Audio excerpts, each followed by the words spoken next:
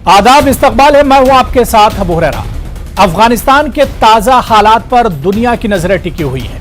America ने 20 साल अफगानिस्तान में अपना डेरा डाला रखा, लेकिन वो कामयाब ना हो सका और उल्टे पांव इसे वापस जाना पड़ा। इस वक्त अफगानिस्तान के कुछ शहरों में तालिबान के साथ अफगान फौज की जंग जारी है।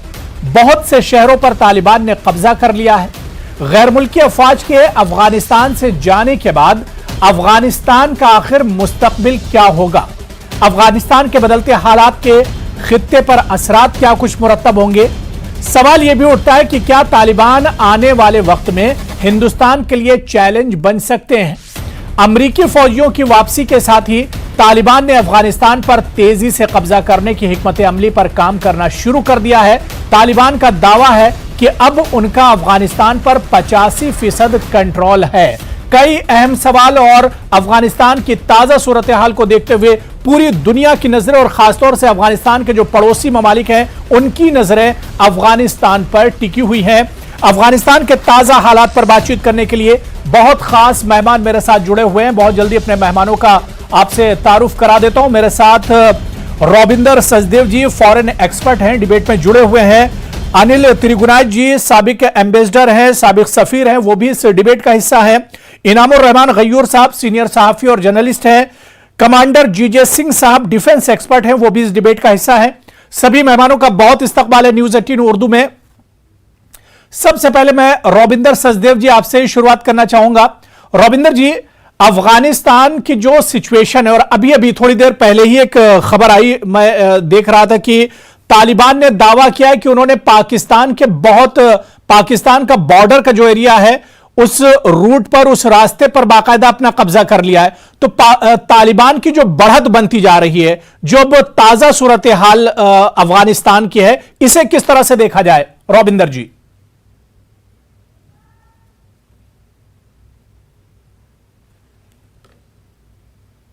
तो ये लग रहा है कि तालिबान का मोमेंटम बढ़ता जा रहा है अफगानिस्तान के अंदर जी। अब बात यह है कि अफगानिस्तान की जो सरकार है वो इस तालिबान के मोमेंटम को कितना काउंटर कर सकती है।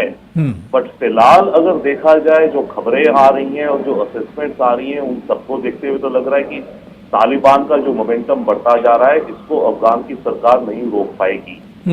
अब वो बात अलग है कि काबुल पे इनका रूल नहीं होगा, बट मोरोलेस अगर पूरे देश के अंदर इन्होंने दहशत फैला दी है और उस दहशत के चलते, या कहिए पब्लिक सपोर्ट भी है, तभी तो एक तालिबान जो कर रहा है, हम सब इनको दहशतगर्द कहते हैं, बस कहीं ना कहीं इनको पब्लिक सपोर्ट भी तो होगा, कहीं से तो आ रहे हैं लोग।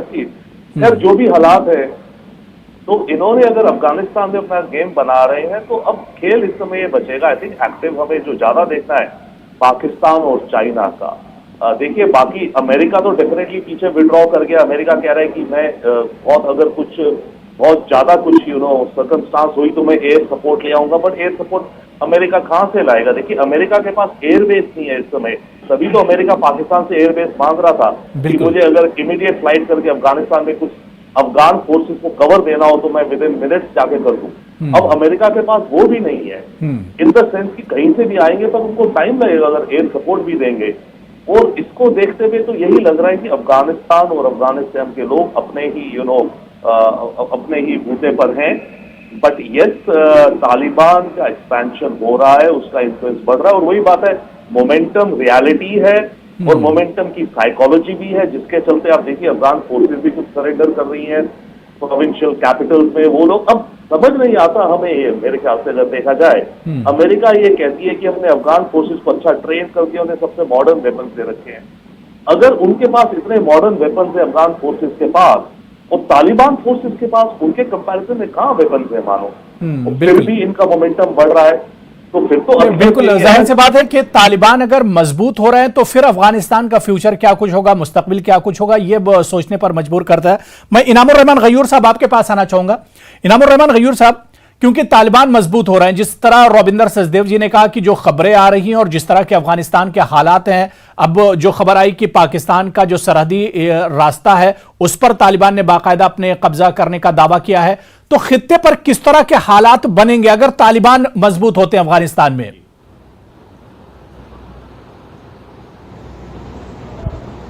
जी, मैं सबसे पहले तो ये कहना चाहूंगा कि अगर तालिबान को हम देख रहे हैं, आज जिस हैसियत में हम तालिबान को देख रहे हैं, उसको सबसे पहले तो ये रियलाइज करना चाहिए हमको कि वो एक हार्ड पॉलिटिकल रियलिटी है। बिल्कुल। उस पॉलिटिकल रियलिटी को उसका महत्व देते हुए, उसका वेटेज देते हुए उनके ताल्लुक से हमको कंसिडर करना चाहिए। ये वेस्टर्न मीडिया का नैरेटिव जो हम अडॉप्ट कर लेते हैं अंधे बनकर, वो हमारे लिए मुनासिब नहीं है। अगर तालिबान दहशतगर्द हैं तो इन तालिबान दहशतगर्दों को हमले से 4 महीने पहले तक भी अमेरिका बहुत सपोर्ट देता रहा। पिछली बार उनकी गवर्नमेंट गिराने से पहले तालिबान को दुनिया ने तस्लीम नहीं किया था, फिर भी वो 5 साल तक हुकूमत करते रहे। तालिबान ने अगर जो है अपनी लड़कियों को पढ़ने नहीं दिया तो ये तालिबान का अपना आउटलुक है। दूसरे लोगों में दूसरे शहरों में तो, दूसरे मुल्कों में तो जीने भी नहीं दे रहे। आज जिस तरह की थाईलैंड की उसकी हुकूमत है, बर्मा की, म्यांमार की, या जिस तरह की जो है श्रीलंका की जो गवर्नमेंट है, उसने तमिल्स के साथ क्या क्या किया था उस पुराने दौर में, फिर वो वापस आए हैं। तो ये लेजिटिमेसी नॉन लेजिटिमेसी वाले चक्कर में जाना गलत बात है, क्योंकि उससे दोस्ती बढ़ेगी नहीं। तालिबान वो लोग हैं जो जबान पे अब तक तो अपने आप को कायम रखे हैं। पीछे से अगर वो वार करने वाले हैं तो वो ये नहीं कहेंगे कि ठीक है हम आपके अच्छे दोस्त हैं, वो चुप हो जाएंगे। यही देखने में आ रहा है।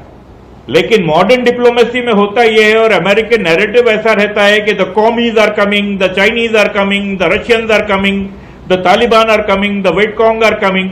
ये सब सारी क्या बेकार बातें हैं। अमेरिका का जो नैरेटिव है, उस नैरेटिव के ताल्लुक से तो मैं ये कहूंगा कि नोम चॉम्स्की ये कहता है कि अमेरिका के कई प्रेसिडेंट्स ऐसे हैं जिन पे वॉर क्राइम्स के मुकदमे चलाए जा सकते हैं। हाँ, एक तरफ आप बुरा इस बात को बोलते हैं कि लड़कियों को पढ़ने नहीं दे रहे, और दूसरी तरफ सिविलाइज दुनिया जो है ये करती है कि इलिजिटिमेट किस्म के जिन लोगों को कैदी बनाया गया है उनको खाने के अंदर एक्सक्रेटा मिला के खिलाते हैं। ये कैसी दुनिया में जी रहे हैं हम? यानी आप मीडिया वाले, आप एक इंडिपेंडेंट आदमी हैं और लोग अपनी सोच रखते हैं। हम पाबंद नहीं है कि जो है खामखा के पब्लिक जो पॉपुलर नैरेटिव है उसको अडॉप्ट कर लें। हमको हमारे जमीर की बात करनी चाहिए, हमको हमारी समझ की बात करनी चाहिए। ठीक है। और अगर उनका मौक़िफ़ अगर स्ट्रांग हो रहा है तो वो इसके बावजूद हो रहा है कि बाइडेन साहब कह रहे हैं अफगानिस्तान की फौज 3 लाख है और ये तालिबान सिर्फ 75,000 हैं। तो क्यों हो रहा है ऐसा? और अगर उनको सपोर्ट करने के लिए जो खून बहेगा वो तालिबान का बहे या अफगान का बहे, वो बहेगा तो अफगान खून ही। बिल्कुल, तो अफगान खून के नहीं बहने की बात करनी चाहिए। बिल्कुल खदशा ये भी जाहिर किया जा रहा है कि गैर मुल्की अफवाज अगर अफगानिस्तान छोड़ देंगे तो उसके बाद क्या अफगानिस्तान में खाना जंगी भी हो सकती है? क्या आपस में ही अफगान फोर्सेज और तालिबान लड़ेंगे? इसका भी खदशा जाहिर किया जा रहा है। मैं दोबारा से इनामुर रहमान गयूर साहब आपके पास आऊंगा। अनिल तिरुगुनायत जी, मैं आपके पास आना चाहूंगा। अनिल सर, अब सवाल ये उठ रहा है कि जिस तरह से जो हमारे पहले पैनलिस्ट हैं उन्होंने कहा कि तालिबान मजबूत हो रहा है, तालिबान का एक्सपेंशन हो रहा है कहीं ना कहीं। अगर तालिबान मजबूत हो रहे हैं तो हिंदुस्तान पर, इंडिया पर उसके क्या कुछ असरात होंगे, उसका क्या कुछ इफेक्ट पड़ेगा? देखिए, 2 चीजें ध्यान रखने की हैं जी कि तालिबान को बनाने में अमेरिका, पाकिस्तान और सऊदी अरेबिया, इन 3 मुल्कों का हाथ है। बिल्कुल। तो आखिरकार 20 साल के बाद जब अमेरिकन आए थे शुरू में, तो वो तालिबान को हराने के लिए आए थे, और जाते हुए वो तालिबान को और बड़ा स्ट्रांग करके जा रहे हैं। और बल्कि उन्होंने सेपरेटली एक एग्रीमेंट किया और उनके साथ जो दोहा में एग्रीमेंट हुआ था। तो ये आप देख लीजिए कि जो हिस्ट्री को नहीं जानता है वो ही जो है बार बार वही गलतियां करता है। रशिया ने वो गलती की थी सोवियत टाइम्स में। अफगानिस्तान एक ऐसा मुल्क है जो आज तक इसको कोई जीत नहीं पाया। तो वो अफगान आपस में ही लड़ते हैं और आपस में उनके ट्राइबल लीडरशिप्स हैं उनके। तो लेकिन सिचुएशन ये है कि जो तालिबान, अब आप ये देखें, आज 20 साल के बाद हम लोग बात कर रहे हैं इस बारे में। बिल्कुल। तो एक जो नैरेटिव, अभी गयूम साहब ने भी कहा कि एक जो नैरेटिव बनाया जाता है, तो मेरा मानना यह है कि तालिबान जिस तरह की बातें इस वक्त कर रहा है, देखिए सोशल मीडिया का सबसे इफेक्टिव इस्तेमाल कोई कर रहा है रीजन में आज के दिन में, तो वो तालिबान है। और उससे पहले आईसिस ने किया था। तो तालिबान इसको बड़ा पूरी तरह अपनी बातों को कमेंट करता है। अभी आपने किसी से पूछा कि पाकिस्तान के बारे में, तो अगर आप देखें तो जो सुहेल शाहीन जो उनके स्पोक्समैन है, उन्होंने सीधा कहा कि हमारे पाकिस्तान से बहुत अच्छे दोस्ती और सेम रिलीजन है, शेयर्ड वैल्यूज है, रिलीजियस ये सब है, लेकिन पाकिस्तान हमें डिक्टेट नहीं कर सकता। और तहरीक तालिबान पाकिस्तान जो है उसने अभी कहा है कि भाई हम अपनी पूरी जो अपनी लॉयल्टी है वो तहरीक तालिबान अफगानिस्तान की तरफ देते हैं। तो आप ये देखिए कि कोई भी कंट्री इस वक्त डिक्टेशन देने की उनको पोजीशन में नहीं है। रही बात भारत की, तो हमारा जो नैरेटिव इस वक्त अब तक ये रहा है, और नहीं अफगानिस्तान के साथ ही नहीं बल्कि दुनिया में कोई भी, चाहे पाकिस्तान में कोई मिलिट्री की सरकार हो या कहीं, उनसे सबसे जो भी सरकार होती है उस दिन की, उसके साथ भारत की अपनी बातचीत होती है, अपना कैपेसिटी बिल्डिंग असिस्टेंस देना। जो तो अब हमने $3 बिलियन के रफली इन्वेस्टमेंट जो है वहाँ के इंफ्रास्ट्रक्चर को डेवलप करने में, कैपेसिटी बिल्डिंग में, उनको ट्रेनिंग करने में, इन सब चीज़ों में किया है। हिंदुस्तान आज एक ऐसा देश है जो वहां पर, चाहे भले तालिबान ही आप कहिएगा, लेकिन कहना मैं चाहूंगा कि भारत को आज भी लोग वहां पे अक्रॉस द स्पेक्ट्रम बहुत पसंद करते हैं। लेकिन सिचुएशन जो है वो ये है कि अब भारत तालिबान के साथ क्या रिश्ते रहेंगे। लेकिन अगर आप देखें तो तालिबान ने कई बार कोशिश भी की है कि भारत जो है इस उनके साथ में, मतलब देखिए आर्टिकल 370 रहा हो,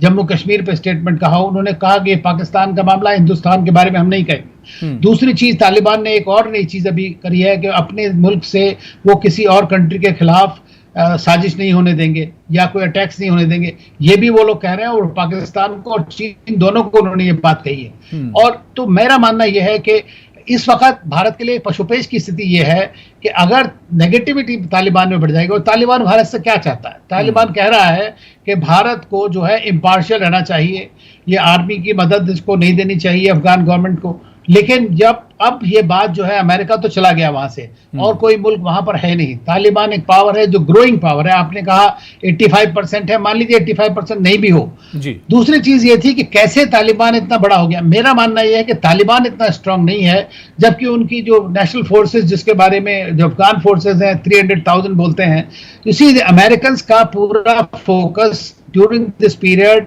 was only on counter terrorism, not to create an army. Pakistan also doesn't want a strong Afghan army. तो इसलिए उनकी आर्मी को, दूसरी चीज वहां पे ना कोई जनरल ठीक तरह के थे, ना उनका डिफेंस मिनिस्टर, सोच सकते हैं आप। अब इन्होंने जाने से पहले लास्ट मंथ बिस्मिल्लाह खान को जनरल को बनाया है, जिनकी रिस्पॉन्सिबिलिटी कुछ है। तो तब तक जो है डिमोरलाइज हो गई हैं जो फोर्सेज जो इस तरह की हैं। तो अभी उनके पास में ना पूरी तरह ट्रेंड हैं वो।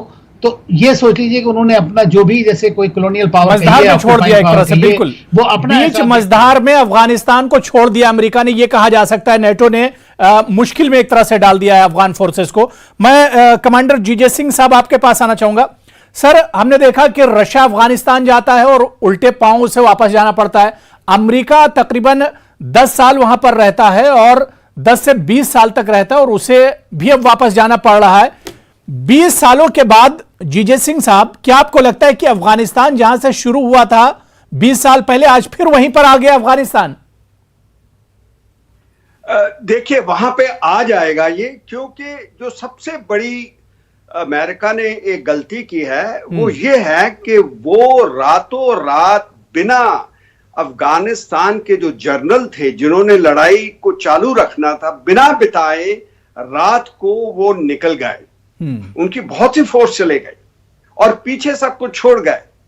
तो इसकी वजह से एक बहुत शॉक मिला जो अफगानिस्तान की फोर्सेस थी, उनकी तैयार की हुई फोर्स जिनको उन्होंने 20 साल तक तैयार किया, साथ में उनकी गवर्नमेंट भी थोड़ी हिल गई इससे। तो इससे क्या इफेक्ट हुआ, इसका इम्पैक्ट क्या हुआ कि जो तालिबान था वो तो इस तांग में था, इसकी वेट कर रहा था कि कब ये जाएं, और ये सडनली निकल गए। और इससे उनके जो मनोबल था तालिबान का बहुत बढ़ गया, और इस तरफ जो अफगानिस्तान की फोर्सेस थी उनका मनोबल गिर गया। तो ये एक बड़ा रीजन है कि जो तालिबान है उसने, फिर याद हमें रखना चाहिए कि जो रूरल या माउंटेनियस एरियाज हैं, अर्बन नहीं, जो ज्यादातर माउंटेन्स हैं उनका टेरेन, उनके ऊपर उन्होंने कंट्रोल पहले भी था, अभी भी कर लिया। अभी जैसे खबर आई है कि पाकिस्तान के साथ लगती हुई सरहद जो जिसको हम डोरन लाइन कहते हैं जी। वहां पे उन्होंने कब्जा कर लिया था। इसके अंदर पाकिस्तान का पूरा हाथ है। पाकिस्तान कोवर्टली, मैं ये नहीं कहता कि ओपनली, बट कोवर्टली उनकी आईएसआई, उनकी मिलिट्री ये तालिबान को पूरी सपोर्ट देती है, उनको गाइड करती है कहां पे आपने टारगेट करना है, कहां पे आपने उसको घेरना है। क्योंकि ये जो प्लानिंग होती है, मिलिट्री प्लानिंग, इसके पीछे पाकिस्तान का बहुत बड़ा हाथ है और वो तालिबान इनको मानते हैं। But to be politically correct, आप एक डिप्लोमेटिकली ठीक रहने के लिए स्टेटमेंट और देते हैं, तो ये अंदर की बात रही। दूसरी बात ये कि इसमें कोई शक नहीं कि 20 साल अमेरिका ने अच्छी ट्रेनिंग दी है, उनको वेपनाइज किया है पूरा, मगर बात ये उठती है कि कब तक, क्या अफगानिस्तान को अपने पैरों पे खड़ा नहीं होना चाहिए जब मिलिट्री पावर आती है? बिल्कुल। कब अपने स्टीम पे खुद लड़ेंगे वो? हम हमेशा ये कहते हैं अमेरिका छोड़ गया, अमेरिका छोड़ गया। अरे भाई, अमेरिकन ने आपकी 20 साल पूरा जोर से, हिल्ट से, पूरी ताकत से आपको खड़ा किया है, एजुकेशन किया है, ट्रेनिंग दी है, मिलिट्री प्लानिंग समझाई है, वेपनाइजेशन किया है, सब कुछ सिखाया है, दिखाया है, ट्रेनिंग दी है। अभी आप अपने पैरों पे खड़ा होकर अपनी स्टीम के ऊपर भी लड़े ना। सारी आप जिंदगी और आने वाले सेंचुरी तक क्या अमेरिका के ऊपर ही रहोगे? तो ये इसलिए ये बड़ा रीजन है कि वो छोड़ के गए हैं कि अभी आप खुद अपनी लड़ाई लड़े। जैसे कि बिल्कुल, जो बाइडेन ने भी यही बात कही कि 3 लाख, जो अभी अनिल जी भी यही बात कह रहे थे कि 3 लाख अफगानिस्तान फोर्सेस है और 75-70 हजार या 85 हजार तालिबान है। हाँ, जी जी। मैं एक लास्ट बात ये कहना चाहता हूं जी कि तालिबान को सपोर्ट पाकिस्तान की नहीं है। जैसे उसने कहा है कि चीन को हम वेलकम करेंगे, वो वेलकम है अफगानिस्तान के अंदर डेवलपमेंट के लिए, और चाइना की साथ में जो वेपन, जो एमुनेशन है, वो भी दे रहा है साथ में। आप अमेरिका, आप अफगानिस्तान के अगेंस्ट जो तालिबान है, उनको पाकिस्तान और चाइना, जिन्होंने पहले दोस्ती का हाथ मिलाया हुआ है जी, वो सपोर्ट दे रहे हैं। और साथ में जो तालिबान है वो इसलिए भी कुछ जीत रहा है क्योंकि वो एक रिलीजियस कार्ड खेलता है। ठीक है, ठीक है। मैं रविंदर सचदेव जी, जो बात जीजेत सिंह साहब कह रहे हैं और वही बात आपने भी कही थी कि पाकिस्तान और चीन का बहुत बड़ा किरदार होगा, रोल एक तरह से होगा इसमें। अब अगर चीन, पाकिस्तान तालिबान के साथ लग जाते हैं तो क्या नहीं लगता है आपको कि इंडिया को बहुत ज्यादा अलर्ट रहने की जरूरत है?